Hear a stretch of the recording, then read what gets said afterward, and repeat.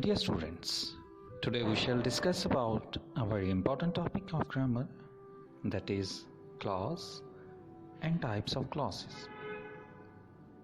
First of all, we shall discuss about clause. A clause is a group of words which has both a subject and a verb. Independent clause.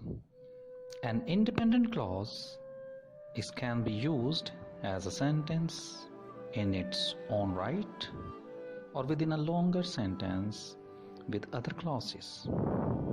It has its own verb that is called main verb or the principal verb. The next is dependent clause. A dependent clause is one which relies on another clause in order to make a complete sentence.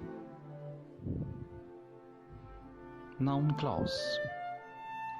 This type of clause is a dependent clause which plays the part that a noun would play. Adjective clause.